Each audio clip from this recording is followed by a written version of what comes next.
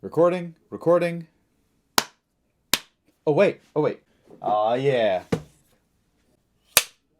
My wife got me this for my birthday. My birthday was on January 15th. I've always wanted, what are these called? These clappy boys? A slate. This is called a slate. This is what they use in Hollywood. I could not be more excited about this gift, but my wife, Borat voice, also got me another gift for my birthday, and oh, it's this little guy.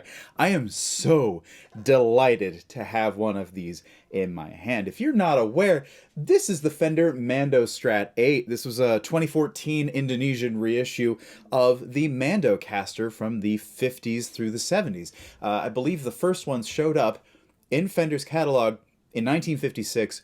Gold anodized guard, two-tone sunburst, really cool stuff. And this model continued all the way through 1976 as a primarily electric guitar player. This is exactly the kind of mandolin that I need to get me back into it.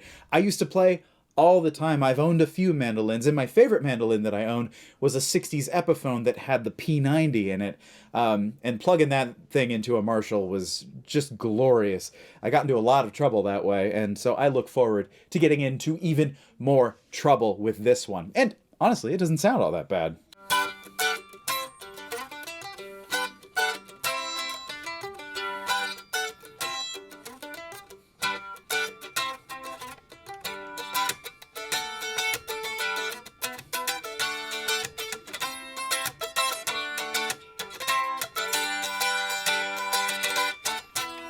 I'm trying to remember all my chords. I'm over the moon with this thing. I am so happy for this goofy little Fender artifact. And I'm so happy to have another hockey stick headstock in my collection.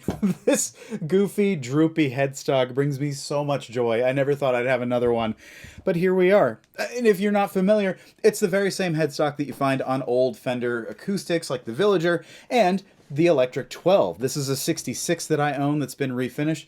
But yeah, that's the headstock shape. Kind of like Mama and Baby.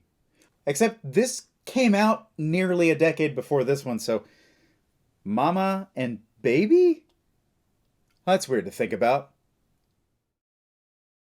Now, I could go on and on and on about how excited I am to finally own a Mando-Strat 8, and truly I am, but the reality of this situation is that this thing has very old strings, the fretboard is dried out, it's scratched to hell, it's dusty and dirty, and I just want to give it a quick once-over before I fully commit to this thing, before I welcome it with open arms into my stable of wonderful sounds. I just want to get this thing back up to spec. The frets also could use a good polish. So we're going to do all of this together, and we're going to learn a few things along the way, I'm sure. I'm really interested to see what this pickup looks like, if it's anything like the originals, and I'm guessing two 250K pots, but I didn't bother to look up specs. The only spec I do know is that it's a 13.78-inch scale length and a 1 11/64 inch nut width, which qualifies it as the skinniest of nuts in my collection. Skinny nuts! Alright, so the first thing I'm going to do is take these old-ass strings off. There's some black marks on the tuners. Whoop! Hey, I could have called that. We lost one. Good going. I suspect that is because of the very strange way in which this is strung, where there's 2 strings per hole on the bridge, which is less than ideal, I will be honest. So, well, I don't even need to mess with that one because it's broken.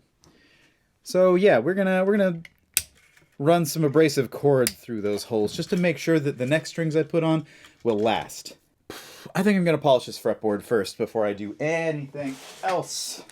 It does not look like it's been messed with in a long time, and I'm going to be the one to make everything better for my new little friend. That's a Palfaro fretboard, which I don't mind at all. And it looks pretty darn dry, but I think it's going to bounce back. Oh yeah, these frets are corroded, but they're coming right back with just a little bit of steel wool. And if you remember, as I've said before, if you're going to use steel wool on frets, go side to side.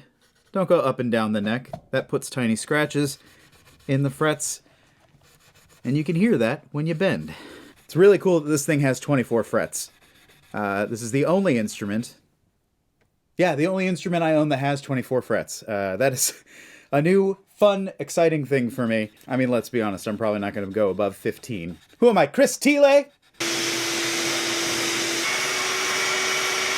Remember, friends, a clean workspace is a happy workspace. You can take that to the bank. All right, frets are looking a lot better. Let's see what we can do about that fretboard. Now, I am certain I'm going to have to open up the nut slots on this thing. The strings that it had on there were very corroded and rusty, so maybe it's fine. I did choose a slightly heavier gauge than what was on it, 11 to 40, which is a fairly standard mandolin set. But I really don't know what to expect from this thing. I don't know if it's going to feel great, but we will have to see. Look how happy you are already. Tiny little drink for my little friend. I mean, it was dry. This is one of the first things that I do when I buy a new instrument. I want to condition the fretboard. I want to get the strings off. I want to clean off all the gunk from whoever owned it before and make sure that I've got like a good, clean slate to start understanding my new instrument and figuring out how it works for me. So yeah, this is fairly standard stuff. While we let that sink in, I'm going to pull the guard because I want to see what's going on underneath, because I didn't check before I bought it. This is a total mystery to me. I love this. Usually when I buy a guitar, I want to see every single part. I usually bring along my drill and screwdrivers and calipers if I need to. So yeah, buying something that I really don't know a whole lot about, that's pretty rare. That's pretty rare for me.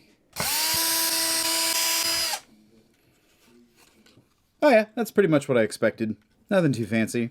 Got a 4-pole Stratocaster style pickup. Teeny tiny pots. Maybe that's why this thing does sound a little dark when I tested it. Yeah, I'll probably end up putting some full-size pots in there. Will a full-size pot even fit? Let's just check that before we start making wild plans. That'll work.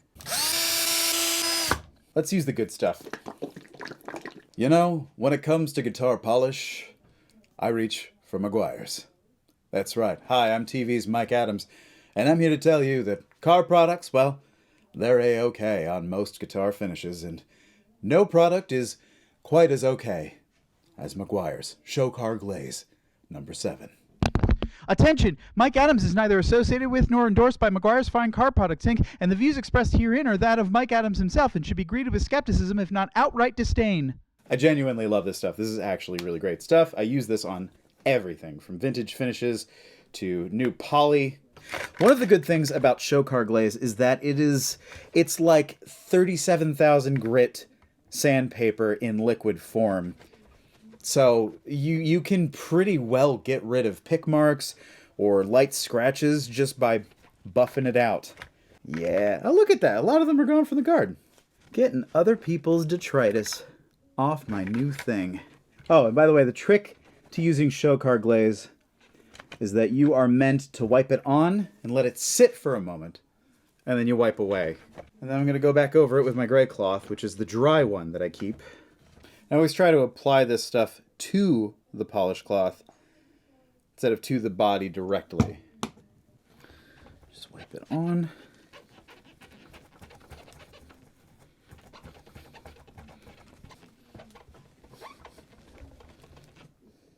Oh, my wife got a pretty good deal on this, and I was certainly happy with it. That is plenty for me. Look at this. This thing's shining up quite nicely.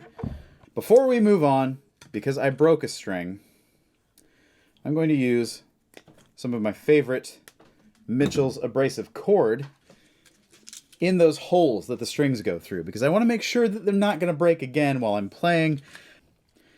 This stuff is like sandpaper on a rope, and it is fantastic. Just using it to smooth out the edges of these holes to cut down on the chance of breakage.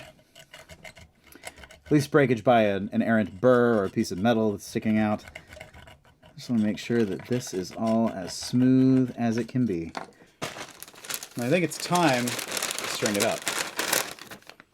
Start with one of my 40s. I'll probably string them both at the same time. Cut down on work. I'll have to experiment with string length a little bit, see what works best.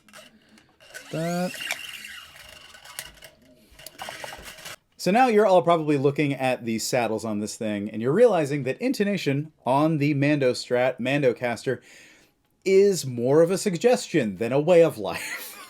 These threaded straight saddles will not compensate for both strings. And just like with a Telecaster bridge, we're going to have to split the difference or kind of fudge it a little bit. Try to make a choice as to which string we want to be perfectly intonated and which string we can live with. Normally on Fender guitars, I measure 3 tuners past the tuner that I'm stringing to ensure that I get enough wraps around the post and thus downward force on the nut. And so I'm looking at this headstock thinking, well, what do I do now? So I think I'm just gonna cut here. We'll see what happens. I don't know. Oh, actually, you know what? Okay, that's the ticket. That's exactly what I want to do. 3 tuners past the one I'm tuning. And if you're curious about what you do for the next tuner, because there's not 3 tuners to measure past, I just pinch it where I want it, and then I pull it back 1 extra tuner. And that tells me where I want to cut. And I'm doing this because I want downward force on that nut, and I also want to make sure that I have enough wraps around a Clouson style tuning post for tuning stability.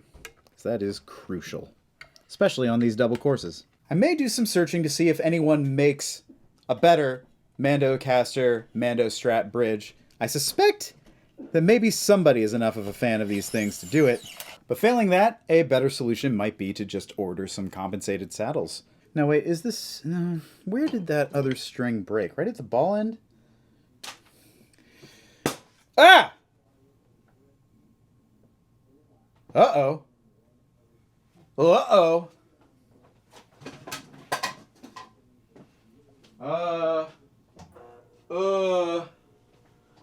There was a snap and a crackle. What happened? Ugh, okay. Hey, okay, I didn't kill my lights. Okay, that was a little scary. What I think happened is I had these outlets on the front or facing me of the bench here. When I went like this with the string, it caught the prongs.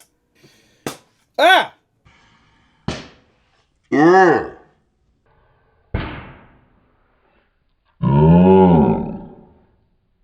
Shorted everything out. So the workbench is dead. I don't think I can... No, I can't solder. So we're just going to continue like nothing happened and thank our lucky stars that I didn't just get electrocuted. Oh my god. Ugh. And so, yeah, my concerns about this bridge are not just intonation related, because the intonation is not going to be great on this, but it's also string spacing. I mean, look at this. This is just frustrating to look at, and it's even more frustrating to play. Like, I really think they could have taken just a couple more minutes on the CAD or on the design board or whatever they're using now at Fender, and I think they just could have maybe made the saddles a little bit longer, because there's a huge gap in the middle, and if they were both longer and touching, and there'd be enough space for these strings to be equidistant from one another. So, yeah, your old pal Mike, a little bit picky when it comes to design, gets a little bit, out of sorts when he sees something that doesn't make sense. But now that we're fully strung, you can clearly see the gap between the D and A strings. This is trying to play across little precise picking runs. It's a little bit frustrating. The string is never quite where I feel like it should be, so I will find a way to address that. I did see that some genius on Reddit, I think, had one of these, and they actually cut their height adjustment screws down to about half so that the strings could sit over top the hole, and it looked like that fixed... Yeah, if I did that, that would pretty much fix the string spacing issue. Yeah, so the saddles just look like they need to be a little bit longer, and that would solve this issue. So it's just a thing that I notice, that I care about. Let's pull up a chair and tune. This is the scary part. Oh, God.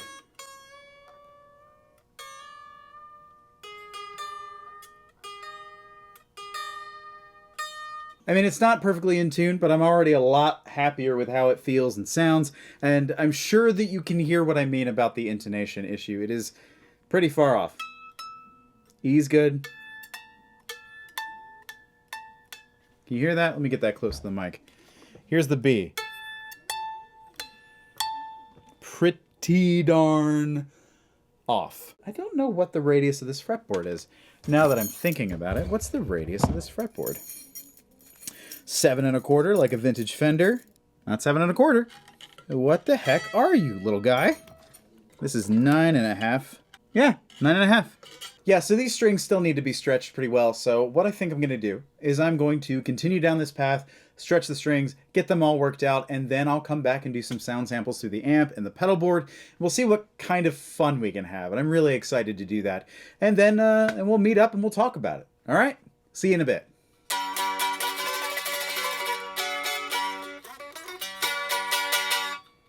All right, so a quick rundown of the things I did to the Mando-Strat Mando-Caster. First thing I did was I lowered the action considerably. It was a little bit high and somewhat uncomfortable for me personally. Also, I went ahead and set the intonation. Now, the intonation was not good, and it's still not perfect, but it is so much better than it was. The thing...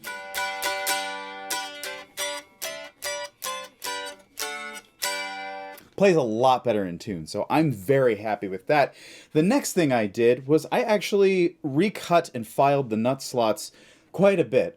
They seemed to be the same shape that they were when they came from the factory, and so they were not ready to accept these bigger strings.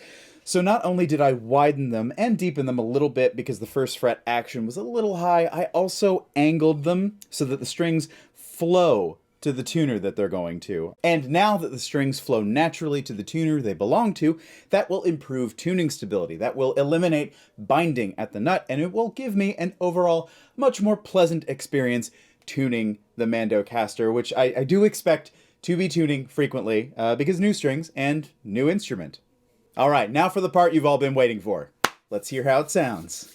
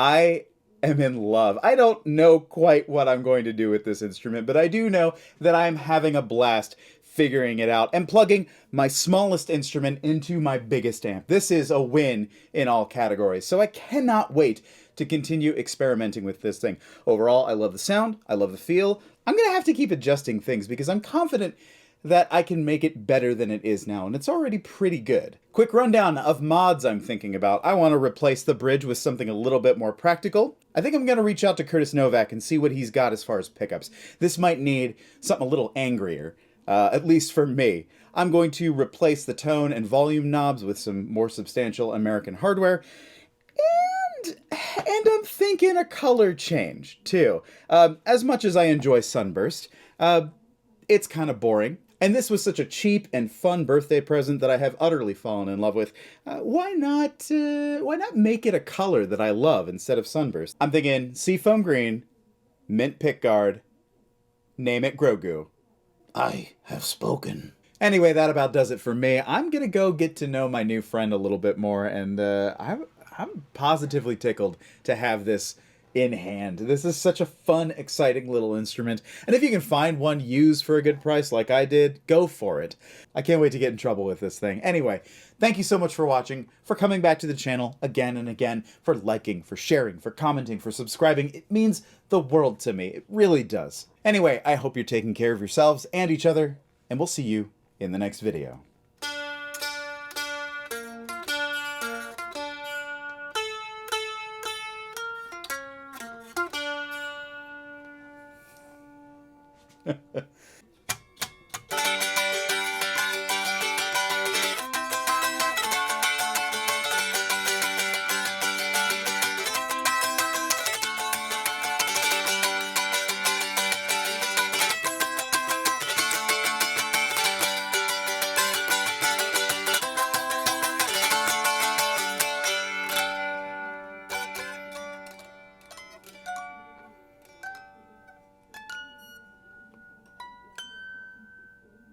I love it. I love it so much.